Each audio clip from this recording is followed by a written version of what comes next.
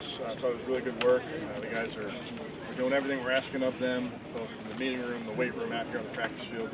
As you know, as coaches, we love phase 3. It's finally when we get to go against each other, offense, defense, get to really simulate practice in a lot of ways. So just getting into phase 3 with this first week of OTAs, I think the guys are doing a really nice job. I also want to just thank Dee and Jimmy and JW and Whitney and allowing the Keepers Foundation to have a presence today. We have a whole group out here of really pillars in our community that we wanted to recognize and partner with, and that's who's out here. So we're very fortunate to have a group out here that really supports the community, and we're proud to be a part of it. So the Keepers Foundation is in year 2, and we're excited about the events we've had and the events that we have coming up. We have an event June 12th down at Truss that we're really excited about. So you'll hear more about that, but again, appreciative of Dee, Jimmy, JW, and Whitney allowing us to highlight this foundation. So with that, I'll take any questions. Kevin, I think you said not to read too much into the practice order.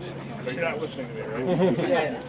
But obviously we saw Kenny and Bill take the majority of the first years. I just want to ask, especially with Kenny, what's stood out to you about him? He's kind of going this season.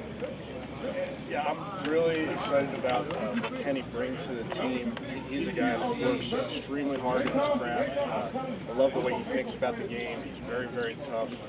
So he's doing a nice job. As you can imagine, with quarterbacks or any position, we're throwing a lot at these guys, and I think he's handling it well. How do you think they're going to stick together? I think good. I think it's day 2 for us, Tony, in doing it. So I think everybody understands where they're supposed to be and when they're supposed to be there. There's a little bit of directing traffic when you've got 2 drills going on at one time, but they've done a really nice job. The players and coaches making sure that we're practicing in a safe way. We're getting good looks for our guys to learn from on both sides of the ball, and not asking more than we get to of the guys physically. When you're splitting them up like that, putting the rookies on one field and the vets on the other, when you go back and you're reviewing the practice film, are you grading any different versus the defensive players that they're actually going up against? Not necessarily, Daryl. I think, listen, all of these reps, like we've talked about, are super valuable, whether you're getting the rep or not. If you're standing behind and you're getting the rep as it happens, or you're getting it in the meeting room, or you're doing VR, all of these reps add up. And with every position, they're being graded on every play. And there's a variety of things that are being graded on, but obviously the quarterback decision-making, technique, accuracy, those type of things. But we love the opportunity with being out here on the practice field and being able to have 2 drills where we can maximize all the time that we're out there. I look back and look like the same guy you had here 2 years ago. Yeah, he does. Yeah, I mean, Joe physically has been gifted with the ability to throw the football. He looks the same to me. He's doing, again, a similar comment to Kenny. It's just fun having some veterans in that room, some young guys in the quarterback room. They really feed off of each other. And certainly Joe has a lot to explain to the guys, or a lot of wisdom to impart on those guys of things that have come up in his career. Kevin, the other day you said OTAs would be important to the locker room. The fact that it's not here, is that it? Well, I think it's really important to remember that this is a voluntary program, and anybody who's here, we're excited about that. We're not reporting who's here on what day, so there are guys that will be in and out of the program, and that is totally their prerogative, but the guys that are here will just continue to work. What does he need to, we haven't talked to him yet, I think. Felt like last year was a rocky year for him. He bounced around to 17. So what does he kind of have to show you to reestablish himself as a player he had been for all the years? I wouldn't really think of it that big picture, Scott. I think for us it's just getting him to understand our program, what we're about, get him out here and competing, but we'll really take that one day at a time. Kevin, it seemed like watching today, Jerry caught just about everything thrown to him, no matter who was throwing it to him. Just how important is he going to be for these quarterbacks to get looks to, and what's next for him in this offense? Yeah, I think Jerry is still a young player. I think Jerry has room to grow. I think he would tell you that. There's techniques that he's working on. It was year 1 for us with him, so getting a feel for the route concepts that he's really good at, things that he can improve upon. But with year 2 with a team, you're constantly thinking about that next step, and that can come in a variety of ways. Certainly, usage and where we put him and how we use him and what position he's playing and when you're motioning and when you're doing different things. I think those are all the types of things that can grow in year 2. And with Kenny, he's been compared because of his draft pedigree to guys like Darnold, who have had a late resurgence in their career. Why do you think we've seen Darnold, Gino, those kinds of guys make sort of later arrivals? I think every player is, their career has different twists and turns to it. Certainly, I've seen that in my time, just with different players at every position, and you need the right people around you to have some success. So Kenny is a young football player, and this is year 4 for him. He just won the Super Bowl last season, watching and playing. But certainly seeing how it's done at an extremely high level and in a different way, different system, those type of things. But still a young player that I think has a lot left to go in his career. The guys who choose not to be here, do they inform you of that? Sometimes, Tony, but that's really not necessary. So I've had good communication with a bunch of guys. Okay, let me just ask on the record, Myles Garrett is in Japan. Does that upset you in any way that he wouldn't be on the field? No, this is a voluntary program. In terms of Joe Flacco is first and first team, Yeah. and then second set. Is that a good way to kind of mix things up and get thorough? It is, Mary Kay. We're doing that every day. We're mixing it up every single day. So that's why I tell you not to read much into it, even though you guys don't listen to me. But we're just trying to get guys exposure to different concepts and those type of things. So it varies by walkthrough. It can vary by drill.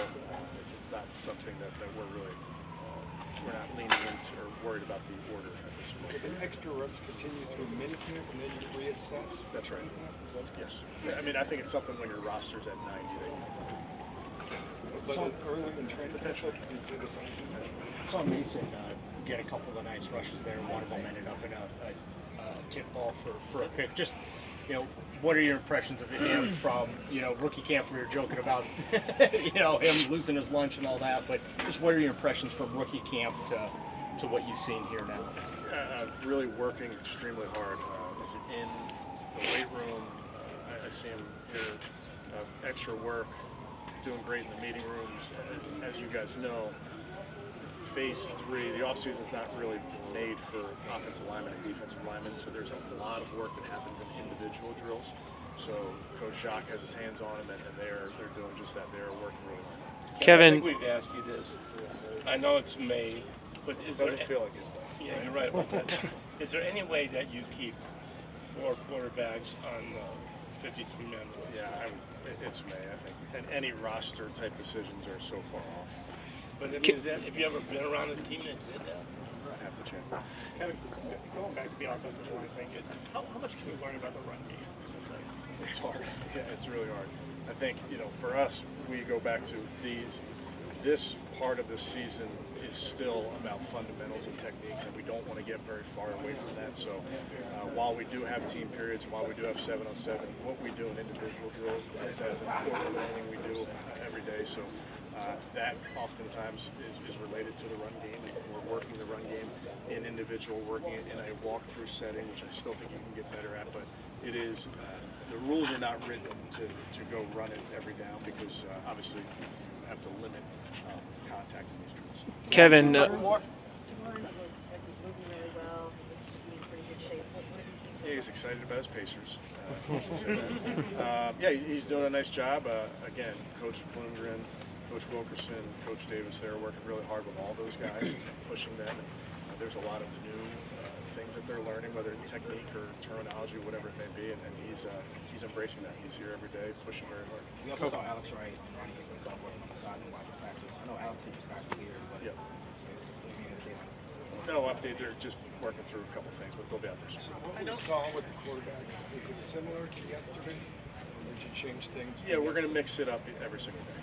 In terms of what guys are getting which reps. So the order doesn't matter, it's the lack of frustration. Not for one day. Kevin, in terms of miles, see if that's okay, whether you're day to day, but let me reiterate, this is a voluntary program across the NFL. Guys, that's their right, whether they're here or not. The guys that are here, we coach them up. The guys that aren't here, that is totally their decision to make. Coach, running those simultaneous drills, I get it with the 4 quarterbacks wanting to get a reps. The reason you haven't done that as much in the past, is it just a wear and tear thing? Yeah, well, I think obviously you do it when your roster's at 90, and you have to be smart that you're not shifting cost to somewhere else and doing it where you're going to expose somebody else to injury. And I think Tommy has done a nice job in scripting it. Coach Schwartz has done a great job in getting his guys the reps that they need. So I do think it's a way that you can practice safely and still get a lot of good reps for you to evaluate your players. We're supposed to hear from Jerome Baker today. We're kind of chase. I don't think we ask you about him, but looking at what he can bring, what do you envision, especially with the way he's been able to create takeaways throughout his career? Excited about Jerome. There's some young kids here again to visit, and I asked them who their favorite player was, and one of them said Jerome Baker. So you can guess where that kid's from. So excited to have Jerome here. He is a very fast football player. He processes really quickly. He does have great ball skills, like you mentioned, Ashley. So we'll see how he fits in, but he's taking to everything we've taught him. He's taking to it really well. Coach, with those with those changes that you're going to be making with reps, and would you envision that some of the rookies would get first-team reps against the first-team defense? Then? Yes. Thank you. Okay. Thank you guys.